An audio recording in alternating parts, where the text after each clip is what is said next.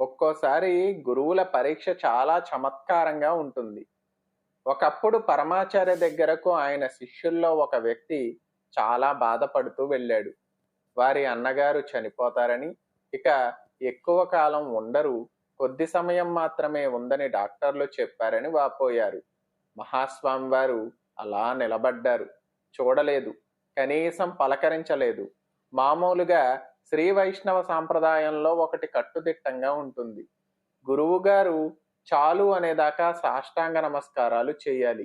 మామూలుగా అయితే గురువుకి 4 సార్లు సాష్టాంగ ప్రణామం చేయాలి. ఆ వచ్చిన శిష్యుడు 4 మార్లు నమస్కారం చేసే నుంచున్నాడు. పరమాచార్య వారు చేస్తూ ఉండు, అలానే నమస్కారాలు అని అన్నారు. శిష్యుడు తెల్లబోయాడు. అలా చేస్తూనే ఉన్నాడు. ఒళ్ళంతా చెమటలు పట్టేసి ఎముకల నుంచి ఎముకల సంధి బంధాలలో నొప్పి వచ్చి ఇక నమస్కారాలు చేయలేక గోడ దగ్గర చతికిల పడిపోయాడు. పరమాచార్య వచ్చి అన్నారు, ఇక మీ అన్నయ్య దగ్గరకు పో అని. మీ అన్నయ్య కష్టాన్ని నువ్వు నాకు చేసిన నమస్కారంతో తీసివేశాను. మీ అన్నయ్య బ్రతికిపోయాడు పో అని పరమాచార్య నోటితో చెప్పలేదు. శిష్యుడు అది వినను లేదు.